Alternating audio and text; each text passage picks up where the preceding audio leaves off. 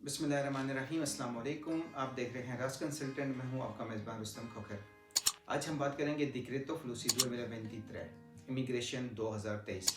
इसके लिए काफ़ी चर्चा थे, इमिग्रेशन ओपन होगी या नहीं होगी। फाइनली इमिग्रेशन ओपन होगी है। कल 26 जनवरी 2023 को गवर्नमेंट की तरफ से गज़ेट ऑफिशियल में यह पब्लिश कर दिया गया है कि इटालियन गवर्नमेंट 82,705 वर्कर्स को वीज़ा इशू करेगी जो इटली में आके काम कर सकेंगे। इस 82,000 को कोई दो कैटेगरीज में तकसीम किया गया है। इसमें से 44,000 बंदा सीजनल वीज़े पे इंटर होगा। सीजनल वीज़े की डेफिनेशन ये होती है कि जब आप आते हैं तो आपको एक 9 महीने की सजोर दी जाती है। 9 महीने आप इटली में काम करते हैं, उसके बाद आपको कहा जाता है जी कि आप अपने कंट्री में वापस चले जाएं। मीन्स आप परमानेंट रेगुलर यहाँ पे नहीं रह सकते, एक सीज़न के लिए बुलाया जाता है। ज़्यादातर इसमें एग्रीकल्चर वर्क होता है। एग्रीकल्चर चूँकि सीजनल वर्क होता है, जब सीज़न वो फसलों का होता है तो उस दौरान आप लेबर बुलाते हैं, फिर उसके बाद उनको वापस भिजवा दिया जाता है। वो एक अलग चैप्टर है कि इसको भी बाद में काम वाली सजोर या रेगुलर सजोर में कन्वर्ट करवा सकते हैं, लेकिन वो हम बाद में डिस्कस करेंगे। इस सीजनल वीज़े के बाद जो दूसरा पोर्शन 44,000 के बाद 44,000 के बाद जो बाकी लोग बचते हैं वो लोग होंगे जो या कि अपना बिजनेस इटली में आके करना चाहें, या फिर वो लोग जो यहाँ पे इटली में कुछ मखसूस सेक्टर हैं, जो बिजनेसमैन हैं, वो लोगों को बुलाएंगे, वो अपनी लेबर को बुलाएंगे। लेकिन इस बंदे को, इस लेबर को परमानेंट सजोर मिलेगी।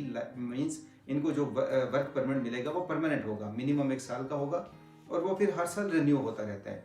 तो 44,000 हो गए सीजनल, और बाकी जो बचे वो होंगे परमानेंट वाले। वो जब आएंगे तो उनको वापस नहीं भेजा जाएगा, बल्कि अगर उनका काम चलता रहता है तो उनकी सजोर, उनका वो कार्ड जो है ऑटोमेटिकली रिन्यू होता रहेगा। अब इस जो रिमेनिंग पोर्शन है परमानेंट वाले, इसमें कुछ मखसूस सेक्टर हैं, कुछ मखसूस कारोबार हैं जिसके लिए आपको लेबर बुलाने की इजाज़त है। ओवरऑल हर बंदा नहीं बुला सकता।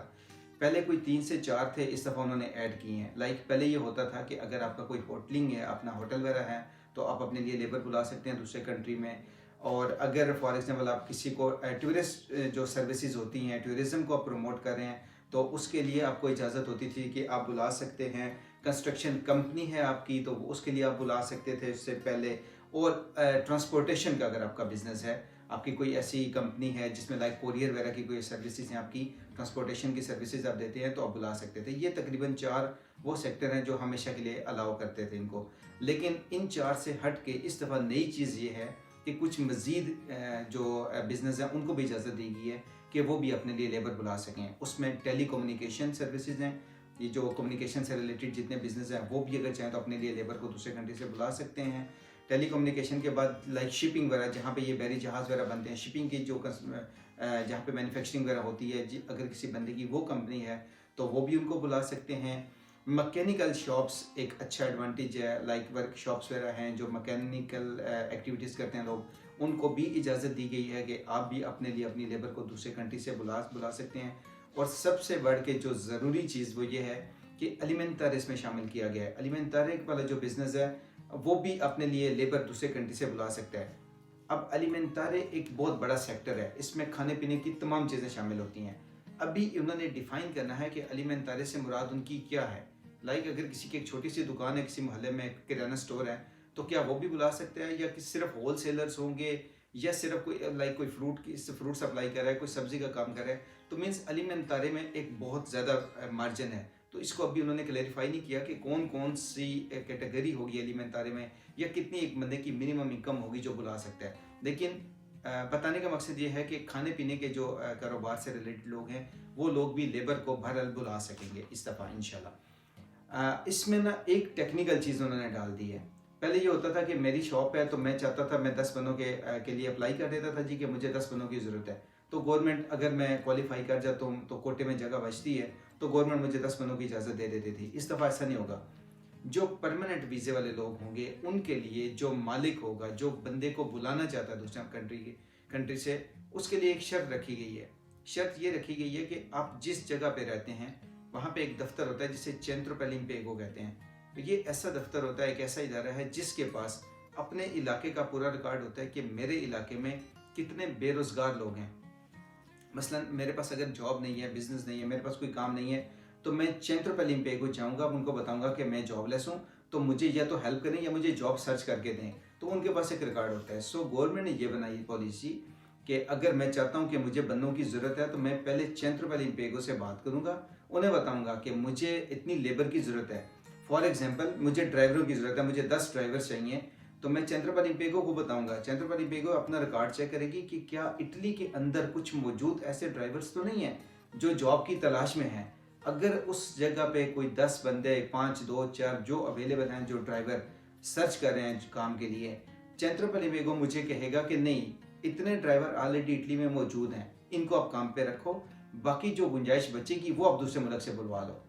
मकसद यह है कि आपको पहले चंद्रपाल इंपेगो से कंफर्मेशन लेनी पड़ेगी कि जिस काम के लिए मुझे बंदे की ज़रूरत है, क्या इस काम वाला बंदा यहाँ पे कोई पहले से बेरोजगार तो नहीं बैठा हुआ। अगर कोई बंदा बैठा हुआ है तो फिर आपको इजाज़त नहीं मिलेगी। उसके लिए एक तरीकाकार ये बनाया गया है कि अभी एक उन्होंने कहा है कि हम एक प्रोफार्मा एक मोडुलो बनाएंगे, उस मोडुलो को कंपिलर करके जो मालिक होगा, दातोरी दिलावर होगा, वो चंद्रपाल इंपेगो को भिजवा देगा। उन्होंने 15 दिन के अंदर अंदर अपना एनालिसिस करके आपको वापस रिस्पांस करना है कि ठीक है जी, आप बुला सकते हैं या नहीं बुला सकते। लेकिन टेक्निकली अगर विद इन 15 डेज, 15 दिनों के अंदर आपको चंद्रपाल इंपेगो से रिप्लाई नहीं आता, तो आप ऑटोमेटिकली क्वालिफाई कर जाएंगे कि यस, हमें रिस्पांस नहीं आया, हमारे पास ये एविडेंस है कि हमने मेल की हुई थी, तो फिर आप खुद ब खुद से दमादा कर सकते हैं, उसके अंदर आपको किसी किस्म की कोई रुकावट नहीं आएगी। अच्छी बात, इंतहाई पॉजिटिव बात यह है जो कि बहुत ज़्यादा लोगों के लिए इंटरेस्टिंग होगी कि जो स्ताजोनाले जो सीजनल वीज़े हैं उसके लिए ये कंडीशन नहीं है। अगर आपने सीजनल वीज़े पे बंदे को बुलाना है तो आपको चंद्रपाल इंपेगो से या किसी जगह से इजाज़त लेने की ज़रूरत नहीं है। आपने डायरेक्ट उसका दुमादा करना है, डायरेक्ट अप्लाई करना है। आपको अगर नौलास्ता मिल जाता है, आप क्वालिफाई कर जाते हैं उस कोटे के अंदर, जितना कोटा है, तो आप ऑटोमेटिकली आपको नौलास्ता मिल जाएगा, आपको किसी जगह से भी इजाज़त लेने की ज़रूरत नहीं पड़ेगी। सबसे आखिरी बात यह है कि ये अप्लाई कब करना है।